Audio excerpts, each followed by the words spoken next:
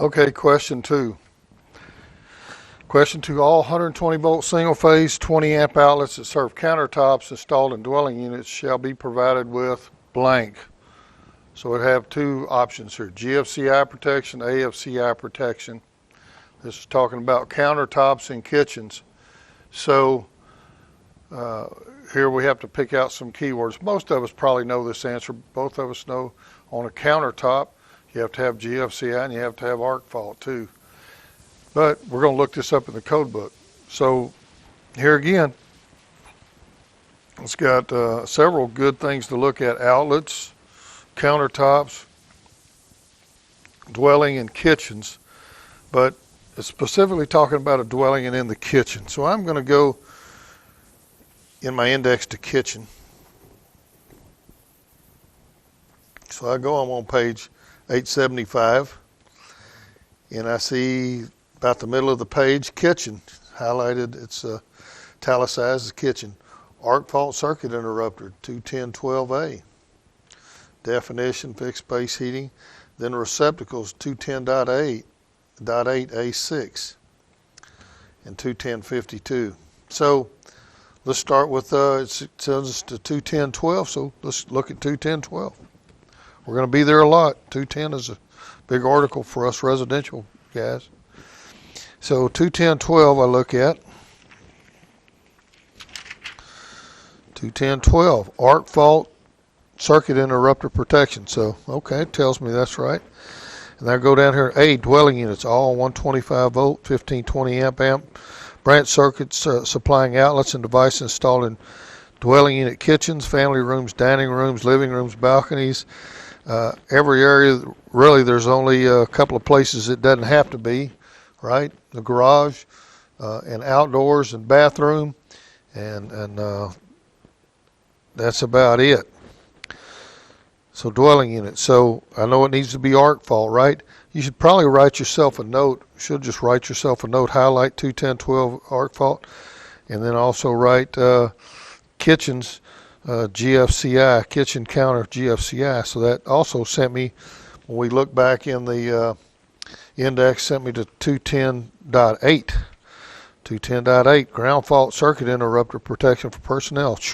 So it's on page 62.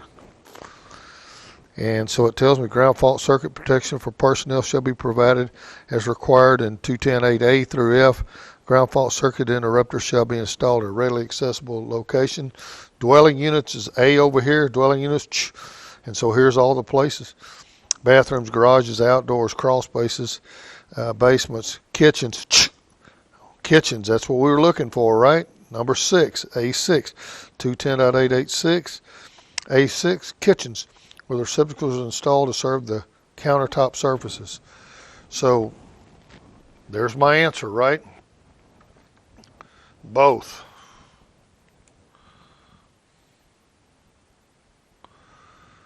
So that's 2. Whoops, lost me there.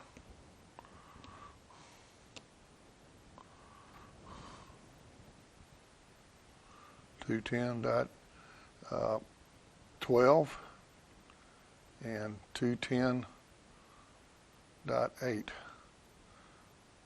A6. So that's where I found it. All right, so we've solved 2. We're looking at index, found in this one. That was a little bit, had to read between the lines a little bit more on that one, but it got us there, right? Also, like if you have to go, if you find something like that where you have GFCI and AFCI, like on 210.8, kitchens, you know, over here you might write at the top, see 210.12 in your code book. There again, sharpening your knife. So if you look at one, you might want to check on the other ones. Especially in residential, arc fault and GFCIs are so prevalent, you need to check both places and to see if you have to have both. One of the new things in the 2020 code is all these 220s, and many, not all of them, but many of the 220s in a residence have to be GFCI. Your outside AC, and your if you have a range that's inside within 6 feet of a sink, and your clothes dryer is going to have to be arc fault and excuse me, not arc fault, but it has to be GFCI. So GFCIs have ground fault 210.8. So the 220s have been prevalent in this code. So you need to mark your book up and see. Residential is everything is trying to go arc fault and GFCI. It's been going that way for a while. A lot of people have been fighting it back, but it's coming. Question number 3. The ampacity of a branch circuit conductors that supply a residential fixed storage electric water heater of 120 gallons or less shall have a rating of not less than blank of the marked nameplate rating of the water heater. So let's read the question. The ampacity of the branch circuit conductors, wires, right? They conduct electricity. Residential fixed storage, 120 gallons or less. Does that matter? Yeah, because if they're over that, they're usually only at 100% because they're heating up a lot of water. 120 gallons is a pretty good sized water heater. So, but that or less, they have to have a little bit of a fudge factor because of the heat. So here again, let's look up. It's a heater. Look at water heater. It's a water heater.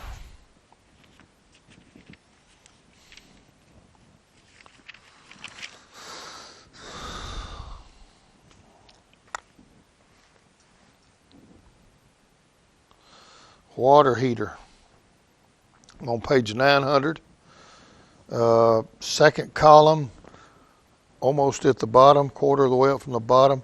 Water heaters, italicized, 42211F3, 42213. 42211F3 is a protection. This is asking me about conductors. So let's go to 42211. Should have, if you got tabs, you should have a tab for that. 422 appliances. So I'm at 42211. Had 42211 and 13s were the two places that told me to look. So 42211 is overcurrent protection.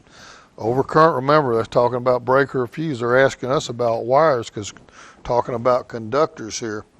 So 42211, so let's try 42213. 42213 on page 288, sure enough, just exactly what we're talking about. 42213, storage type water heater. The branch circuit overcurrent device and conductors, how about that's a big clue for us, for fixed storage type water heaters that have a capacity of 120 gallons or less shall be sized not smaller than 125% of the rating of the water heater. So 125%. If you look at all the answers on all these questions, a lot of them look pretty good, like 80%, 100%, 150%. You know, a lot of times they would. So they look, the answers they're giving you are put there to try to make you miss, to be quite honest. You say, well, why do you put 25% on it? It said that the minimum on your overcurrent and your wire needs to be an additional 25%. Remember, this is a water heater, so by its even name, it makes heat. And anything that creates heat, that wire is a conductor. Heat's sort of the enemy of electricity. So I'm heating up the water heater. As I start doing it, I'm using resistance to make the wires heat up, make that element in the water heater heat up at the end of the wires. It's making heat travel back down the wires toward the breaker. So as it heats up, it raises the temperature on that breaker. And breakers, all breakers at their core are thermal heat, right? Thermal heat. So they put that 25% fudge factor in there. If you put that in there, it won't trip.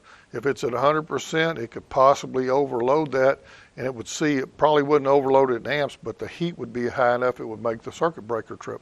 So putting that extra 25% on there, on the wire for sure, and sometimes on the overcurrent, then it makes it so you won't trip. You'll never have that tripping problem, and that's how it works. So that's the 3 questions we got there. If you have other questions, this is the way to look them up. We've kind of gone through the process and do it. That's the best way to do them. As you go along, you'll see and you'll know where things are at in the code book. You might be able to go straight to them, but for right now, I would use this process. On our test taking course, Wireman's Test Prep, if students use this and go in there and use this system over and over, they seem to get good at it, and they've had pretty good luck passing because this is the best way to find it. There are some questions that this will not work on. Question 2 could have had several things you could have looked at.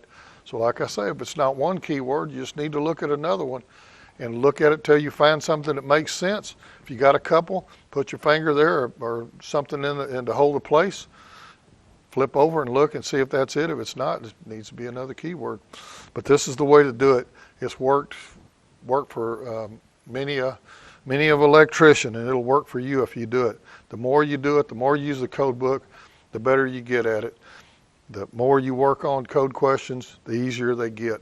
The more you find your way around the code book, the easier they'll get. I'm sure you'll do just fine. I'm glad that I was able to come to you and talk to you about this, and good luck to you.